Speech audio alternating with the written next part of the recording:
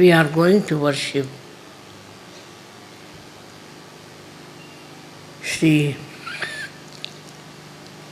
Shiva, Sadashiva.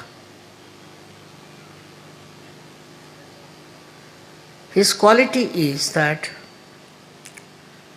he is forgiveness personified.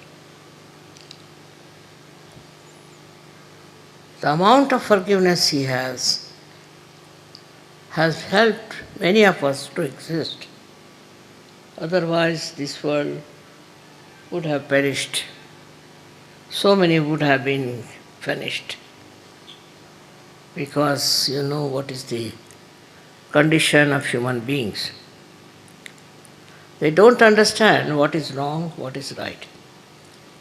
Apart from that, they cannot forgive. They go on making mistakes, doesn't matter. But they cannot forgive others. This is what we have to learn from Sri Sadashiva.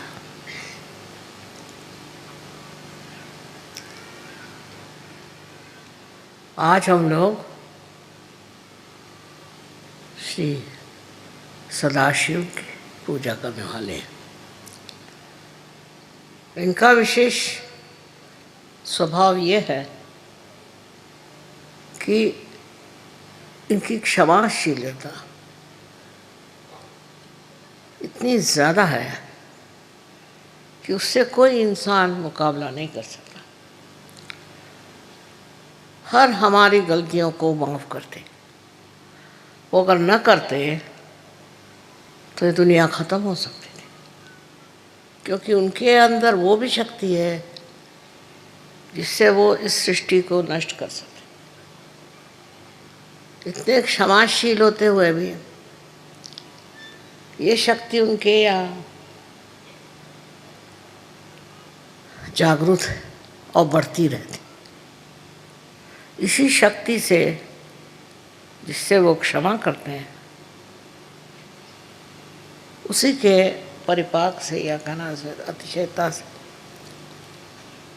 फिर वो इस संसार को नष्ट भी कर सकते। तो पहले तो हमें उनकी क्षमाशीलता सीखनी चाहिए।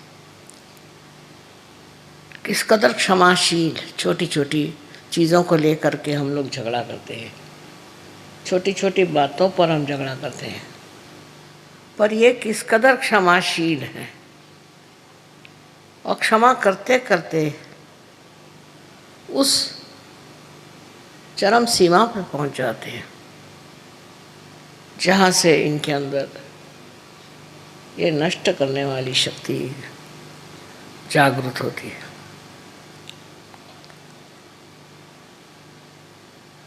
इसी से वो अपने को नष्ट भी कर सकते, इस सारे ब्रह्मांड को नष्ट कर सकते। जो भी कुछ सृष्टि बनाई गई वो सारी नष्ट हो सकती। इसलिए हम लोगों को याद रखना चाहिए कि अगर हम क्षमा करना नहीं सीखेंगे, अगर हमारे अंदर क्षमाशीलता नहीं आएगी, तो हमारे अंदर एक दिन बहुत ज़्यादा नष्ट करने की शक्ति आ जाएगी। हम ही लोग अपने ही लोगों को नष्ट करेंगे। इसलिए हर समय दक्ष रहना चाहिए, पता लगाना चाहिए, नज़र रखनी चाहिए कि हम बेकार में तो लोगों पे नाराज़ नहीं होते, बेकार में हम दूसरों के साथ दुष्टता तो नहीं करते। किसी भी हालत में आपको अधिकार नहीं कि आप किसी पर नाराज़ हो। जब शिव नहीं होते तो आप क्यों होते? लेकिन इंसान बहुत ज़्यादा नाराज़ होता है। इतने तो कोई जानवर भी नहीं होते। कोई वजह ना हो तो जानवर कुछ नहीं करता। इसी प्रकार जब हम छोटी छोटी बातों पर बिगड़ते हैं तो याद रखना चाहिए कि एक शक्ति है शिव की, वो भी हमारे अंदर कार्यान्वित है। और वो यही है कि हम जब दूसरों पे बात बात में बिगड़ते हैं, बात बात में नाराज़ होते हैं, उनकी कोई चीज़ हम क्षमा नहीं कर सकते, तो फिर ऐसे इंसान क्या कहाँ पहुँच सकते हैं। जहाँ जहाँ बड़े युद्ध हुआ है, जहाँ जहाँ बड़ी आफतें आई, वहाँ पर यही कारण रहा है कि मानव जाति को दमन किया गया, नष्ट किया गया। ये शक्ति पहले ही से आ जाती है, बजाय कोई कारण के मनुष्य को ही नष्ट करता है हर जगह। उसकी ये प्रक्रिया क्यों होती है और कैसे होती है, ये बात हम लोगों को सोचना नहीं। यही सोचना है कि हम तो ऐसे शूद्र और निम्न स्तर के कार्य में उलझते तो नहीं। अपने जीवन में हम जितने शांत रहें, शांतिपूर्वक हर एक चीज़ का हल निकालें, उतने ही हमारे भी जीवन में शांति फैल सकती है, हमारा भी जीवन शांतिमय हो सकता है। किंतु प्रश्न ये है कि मनुष्य अपने ऊपर ही कोई ताबा नहीं रख सकता, अपने को कंट्रोल नहीं कर सकता। उसका स्वभाव ही ऐसा होता है कि उसमें वो बहकता जाता है और उसमें वो संतोष करता है कि मैंने बड़ी अच्छी सबको सज़ा दी, सब पे मैं बिगड़ा, सबसे मैं नाराज़ हो गया। यहाँ तक कि अनेक देशों में ये प्रश्न है, एक देश दूसरे देश से चिढ़ गया या एक ही आदमी चिढ़ता है तो सारे उस देश के लोग लग गए, उद्धार के लिए कोई नहीं मिलेगा, उद्धार के लिए कोई देश के लोग नहीं मिलेंगे, सिर्फ मारने पीटने के लिए और बिगड़ने के लिए फौरन लोग खड़े हो जाएंगे। ये सबसे बड़ी कमाल है। अगर किसी से कहो कि हमें यहाँ उद्धार करना है, वो कहे अच्छा आप करिए, हम देखते रहेंगे। पर वहीं अगर कोई आदमी हाथ में कोई आयुध लेके दौड़े तो उसको कहेंगे भाई हमें भी तो, हम भी मारेंगे। ये मनुष्य की तबीयत समझ में नहीं आती। किसी को मारने पीटने में और किसी को तंग करने में और किसी पे गुस्सा करने में मनुष्य को इस कदर क्या सुख मिलता है। पर अब देख लीजिए, रास्ते पे जाते जाते देखा कि एकदम भीड़ लग गई, क्या हुआ, कुछ झगड़ा हो गया, तो आप वहाँ क्या कर रहे हैं? कोई तो कहेंगे हम भी उसमें शामिल हैं और कोई तो कहेंगे कि हम देख रहे हैं। ये हमारे अंदर जो एक प्रकृति में अजीब सी चीज़ आई हुई है, ये हमारे अंदर से निकालने वाला एक ही है, वो है शिव शंकर। इनकी आराधना से, इनको पूजने से और इनको मानने से, हृदय से मनुष्य का क्रोध, गुस्सा नष्ट हो जाता। आश्चर्य की बात है कि कृष्ण ने भी सबसे बड़ा दोष मनुष्य का क्रोधात भी जायते, क्रोध के साथ में ये सब चीज़ें जागृत होती है। अपने यहाँ तो लोग बड़े गर्व से कहेंगे मुझे बड़ा गुस्सा आया उस पर, मैं बहुत नाराज़ हो गया उस पर। इसमें कोई मनुष्यता मुझे तो दिखाई नहीं देती। पर ये बड़ी साधारण सी बात है कि गुस्सा हो जाना, छोटी छोटी बात पर कोई न कोई बहाने ढूंढ के और गुस्सा हो जाना। फिर जब ये सामूहिक हो जाता है गुस्सा, उस सामूहिक गुस्से से बड़ी बहुत सारी बातें हो जाती हैं, युद्ध हो जाते हैं, बहुत सारे घर मिट जाते हैं, बहुत सारी कुटुंब व्यवस्था खत्म हो जाती है। दिन पे दिन मैं देखती हूँ कि बजाय इसके कि मनुष्य का गुस्सा कम हो जाए, वो बढ़ता ही जा रहा है। और बड़े गर्व से कहेंगे कि हमें तो बड़ा गुस्सा है, हम तो बड़े गुस्से वाले हैं। I know you want me to speak in English language only, but people who don't know English are outnumbering you. What I am trying to say, that it's very important to understand when you are worshipping Sri Shiva Shankar, that he is the complete embodiment of forgiveness. He forgives. He forgives everything very sweetly, as one would forgive one's own children. He forgives. He doesn't get angry. He's not that easily perturbed. Also, we have certain amount of prejudices. For example, a woman in India, if she speaks, then people don't like it. A woman should not speak, a man can speak. And a woman can never beat. A woman can never beat a man, even if the man kills the wife. That is the criteria of a good wife in India, or a good woman. So you can imagine how men are getting towards their discretion.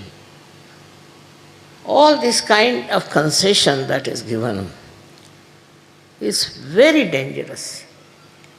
It's the destructive of the whole community. Same I have seen abroad. There are people who go on beating their wives, killing their wives, I don't know, all kinds of things. Because they have married somebody, they think they have every right to expect everything good from their wives, while they may not be at all good. And they go on torturing their wives. Not only that, but in the school, the teachers. They treat the students so badly, the students pick it up. And later on, they carry on the tradition of beating others and troubling others. So every time you say, I get very angry, tell yourself, you are on the wrong path. I have told so many times to so many of you that to boast of your anger is the worst thing, because it is like boasting about your sins you are committing. These are the sins. I can understand some people who are drunkards, or some who are mad, or some who are out of their minds. But a person you'll find very, very sensible otherwise can be very ferocious, can be very dangerous. It is difficult to say from where do you get these qualities, because none of the divine personalities had this kind of thing. For no rhyme and reason, they won't lose their temper. And even if they do, it has to be a very strong reason up to the point of destruction. But I can understand them. because they have to maintain this world and they have to look after the people who are supposed to be human beings. But sometimes I have seen human beings are even worse than animals. They get provoked for nothing at all. What is the reason? Why are you angry? They'll give you an excuse which is absolutely unreasonable. In this world, you have come to enjoy peace and joy. Without peace, you cannot joy. If you cannot give peace to others, how can you have joy? And the way people treat others in such a contemptuous manner, it's very surprising. What do they think of themselves? Why should they think so low about other people? It's beyond understanding to see a man losing temper on small things. But actually they are cowards. If it comes to facing some real problem in life, they recede back.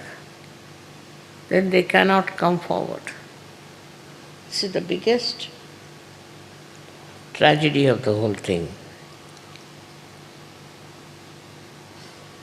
हमारे देश में भी लोग गुस्से वाले आदमी को पहचानते हैं। बस्ती में उसका नाम हो गया गुस्से वाला, ये गुस्सेला है, ये गुस्साड़ा है, ऐसे नाम उसके होते हैं और ऐसे आदमी से दूर ही रहना चाहते हैं। ठीक है, किसी ने गलती कर उसको माफ़ कर दीजिए। किसी ने कुछ ऐसा भी काम किया है जो नहीं करना चाहिए, उसे भी माफ़ कर दीजिए, क्योंकि कल ऐसा अगर आप काम करें, आप करें, तो आप किसकी सज़ा लेंगे? कौन आपको सज़ा देगा? इसलिए यही समझ लीजिए कि हम सहयोगियों को बिल्कुल अधिकार नहीं कि हम किसी को सज़ा दें और उनको शिक्षा दें। बहुत से लोग तो मैंने देखा बड़े खोपड़ी पर जमा हो जाते। शिव जी को जिसने मान लिया वही असली पार है। शिव जी का स्वभाव जिसके अंदर आ गया वही असली है, और उसके प्रोटेक्शन के लिए भी शिव जी है। जो आदमी सीधा सरल स्वभाव से ही है, उसको घबराने की कोई बात ही नहीं। उसको संभालने वाले शिव शंकर, उसको देखने वाले शिव शंकर। तो इस वजह से आपको उसमें इतना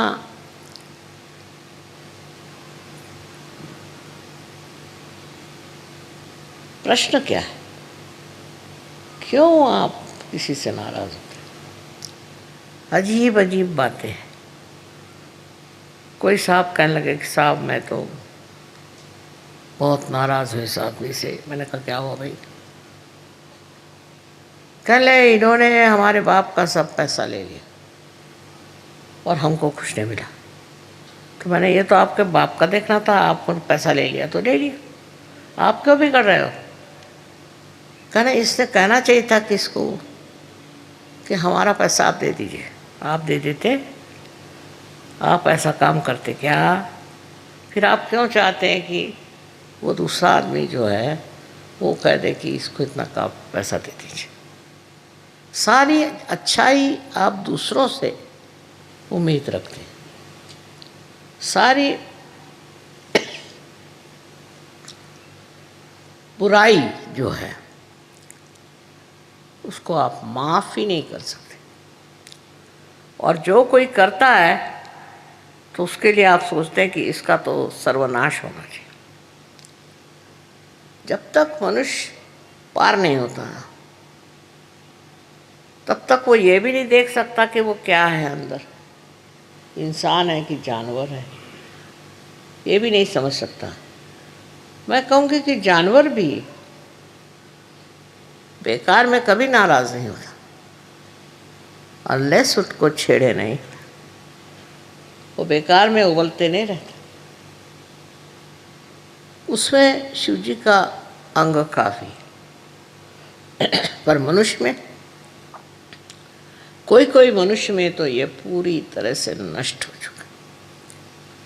वो तो सोचते हैं कि हजारों लोगों को नष्ट करने का हमको अधिकार है। एक वो हिटलर साहब हो गए, उन्होंने न जाने कितने लोगों को मार डाला, वो एक छोटा सा बच्चा तो नहीं पैदा कर सके और इतने लोगों को उन्होंने मार डाला। क्या सोच करके, अपने को वो क्या सोचते थे? और उन जिन लोगों को मारा है उनकी फैमिलीज नष्ट हो गई, उनको माने सारे देश खराब हो गए। तो वो अपने को क्या समझते थे लाट साहब? इस प्रकार के दो चार तो निकलते ही हैं, पर आपको तो इनका उदाहरण नहीं लेना चाहिए। आपके लिए ठीक है, आप सहयोगी हैं, इसलिए आपको क्षमा करना चाहिए। बड़े तबीयत के जो लोग होते हैं वो क्षमा कर देते, क्योंकि क्षमाशीलता बहुत ज़बरदस्त होती है। और यही बात है हमारे शिव शंकर की, इसीलिए उनको सबसे ऊंचा भगवान मानते। स्वयं के लिए उनको कुछ नहीं चाहिए, कुछ भी कपड़े पहन लेंगे, नहीं तो बदन में राख लगा लेंगे, कैसी भी स्थिति हो रह लेंगे, उनको कोई चीज़ की ज़रूरत नहीं। पर अगर कोई आदमी किसी के साथ बहुत ज़्यादती करता है तो अंत में वही उसका नाश करते।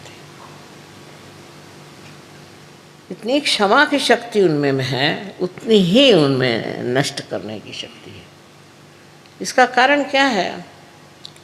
कारण ये है कि मनुष्य उनको देखकर ये समझ ले कि अगर आप किसी के साथ बहुत ज़्यादती करेंगे तो आपका ठिकाना हो जाएगा। अब ये सब लोग गए कहाँ?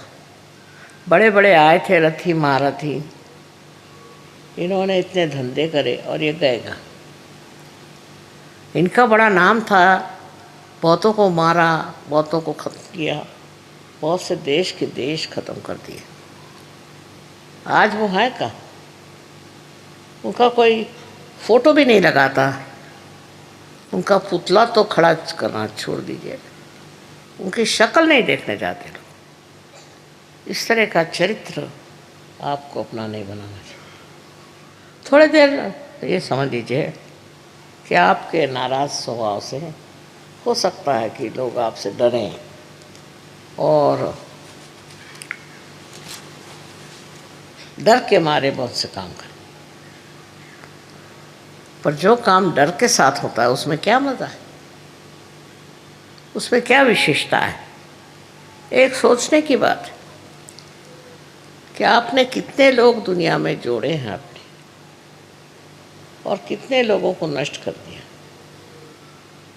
कितने लोगों से झगड़ा हो गया। कोई कोई लोग होते हैं उनका तो धर्म है झगड़ा करना, उठे बैठे झगड़ा करना।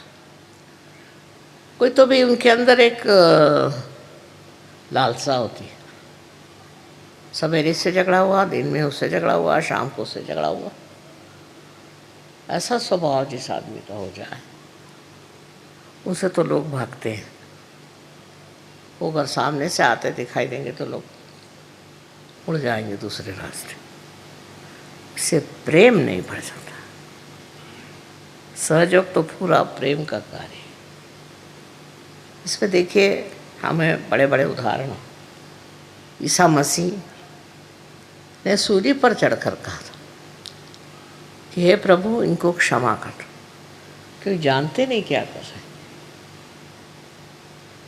इसी प्रकार हमारे अंदर अगर क्षमाशीलता आ जाएगी तो हम भी शिव जी का क्या कहना चाहिए कि शिव जी का सामर्थ्य को प्राप्त करें, उनके गुणों को प्राप्त करें। गुस्सा करना, नाराज होना, ये तो कोई खास चीज़ नहीं। और इसलिए आज के दिन सबको हमको विचार करना चाहिए कि हम लोग किस कदर दूसरों पे हावी रहते और दूसरों को नष्ट करना चाहते हैं। खासकर हमारे देश में तो मर्दों ने बहुत जुल्म ढाए औरतों पे, और अब भी कर रहे हैं। उसमें सहयोगियों को नहीं फंसना चाहिए। ये बेकार की चीज़ है, इसका कोई अर्थ नहीं लगता। शिव जी के आज पूजन में आप लोग सब अपने मन में संकल्प करें कि हम गुस्सा नहीं करें, चाहे कुछ हो जाए हम गुस्सा नहीं करें। गुस्सा का कोई उपयोग ही नहीं, तो क्यों गुस्सा करते हो? अपनी तबीयत खराब होती है। इसलिए आज सब लोग शिव जी को याद करें और उनके गुणों को प्राप्त होने की कोशिश करें। अनंत आशीर्वाद।